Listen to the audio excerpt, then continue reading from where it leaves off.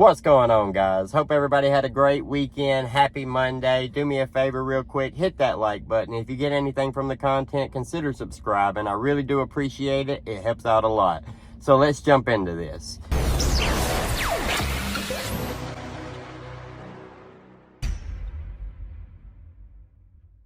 So Ethan Chapin's family is questioning Dylan now, right? And we all knew this was coming at some point, that the other victim's family were going to want to know, why was 911 not called? The more information that has come out, of course they're going to want to know, right? When we know that Dylan was actually on the second floor with Ethan and Xana. We know that Xana was awake. Now it's pretty clear, since Ethan was in the doorway, that Ethan was awake. Okay, well, Dylan heard the girl crying. She heard the guy. Apparently, she heard some screams. Yet she didn't call 911. She didn't call for help. She opened the door. She saw a guy. Did she see Brian? I don't know. All she saw was bushy eyebrows. A guy dressed all in black, wearing a mask with bushy eyebrows, right? Was he not carrying a knife? He didn't have a sheath. He had to be carrying a bloody knife, was he not? Where was the knife? A lot of people said she heard screaming. So, is that real?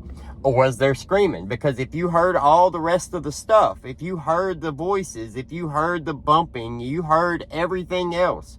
If screaming took place, you would hear screaming, right? And then you hid in your bedroom.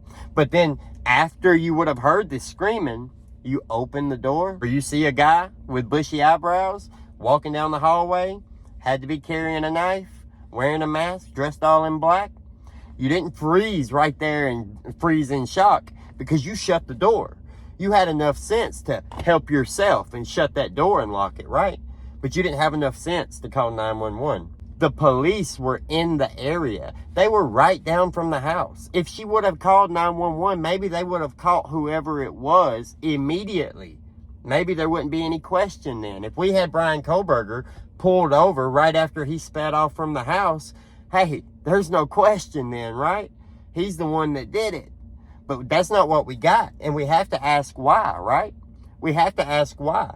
Or, since all of you have jumped down my case about questioning Dylan, and everybody in the comments have been attacked for even questioning why she wouldn't have called 911, and if she did call other friends before calling 911, since y'all like to attack us for that, are you going to attack the victims' families too? I mean, you've already kind of attacked Kaylee's family. You've already kind of attacked Xana's family. Now you're going to attack Ethan's family too? Is that how this is going to work? Every time anybody points out things that don't make sense, the internet's going to attack them? Why? Because you want to feel like you're better in some way? You just don't understand the way investigations work? If your child was murdered, and there was somebody else who was supposed to be their friend there, who heard everything happen, saw the suspect walk out of the house, and did nothing for 8.5 hours, you wouldn't question that, would you? No, because you're such a great person. We're all just scumbags. We're all just trash. We don't understand. We're stupid. We just talk about it for views and clicks because we're on YouTube, you know. That's what YouTube is. Of course, when I make a video, I want to get views and clicks. You're not insulting me there. I don't even comprehend where you come from with that. But it's not really about me. It's about what I see in the comments when people are pointing out clearly problematic things that Dylan has done, that has been said about this case, that has went on with this case. Anything that you say, anything you point out, there's going to be somebody jumping in the comments talking about, you're victim blaming, you're disrespecting them, you're doing this, you're doing that. Well, now it's the victim's families saying it. So keep that same energy with the victim's families. Keep that same energy, buddy. Because when things don't make sense, they don't make sense. And then you've got the Gonzalez family. The Gonzalez family have been very outspoken this whole time. But now they're pushing back against this gag order. They're saying, we're not part of this case. The family of murdered University of Idaho student Kaylee Gonzalez is challenging a judge's gag order on the case. Kaylee was one of 4 students killed in a house in Moscow, Idaho back in November. This gag order prevents all parties related to the court case from sharing information or discussing the murder investigation publicly. According to this new lawsuit, the Gonzalez family argues that they are not part of the case and therefore should not be part of the gag order. You can't gag us. You can't tell us that we can't give our thoughts and opinions. You can't tell us that we can't talk about what happened to our daughter. You just can't, right? They also say the gag order is too broad, making them fear they could be put in contempt of court if they talk about the case at all. Brian Koberger is accused of murdering Gonzalez, Madison Mogan, Xana Kernodle, and Ethan Chapin. He's being held without bail and will be back in court on June 26th. The lawyer for the Gonzalez family is also saying, I'm not part of this case. You can't tell me I can't talk about this case. You're giving my client undue stress and burden by telling them that their lawyer can't be their public speaker, that I can't speak for them about their thoughts and opinions on this case if they don't want to come out and get in front of the camera. You're causing them undue stress. Where do you land on that?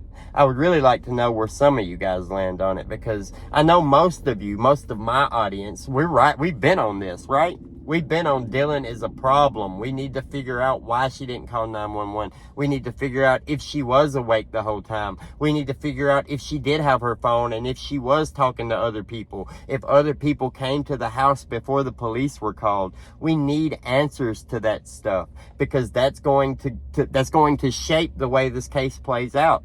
Is she a credible witness? I mean, it's not like she identified Brian. I feel like a lot of people believe that she identified Brian, but she didn't. She just said about this height, about this size, really bushy eyebrows. They matched that to the driver's license and then matched that to the fact that he had a white Hyundai Elantra and they were looking for a white Hyundai Elantra.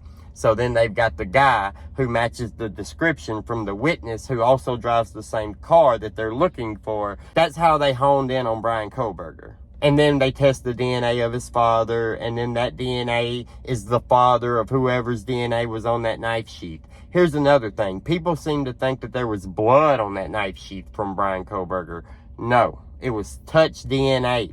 It was no different than if he touched this phone screen and then they pulled the touch DNA off from where he touched it. Don't get it twisted. It wasn't blood that we know of. We were told touch DNA. Now, I know that they just say DNA. Like lately, they haven't went in on the touch DNA, but there's a reason that came up. There's a reason that matters, because blood would really go a long way. But touch DNA just means that he touched that knife sheath at some point in time. Think about it. Let me know what you guys think down in the comments below. Like the video, subscribe to the channel to see more. Hit that notification bell so you'll get notified anytime I post. Have a great day. We'll see you later.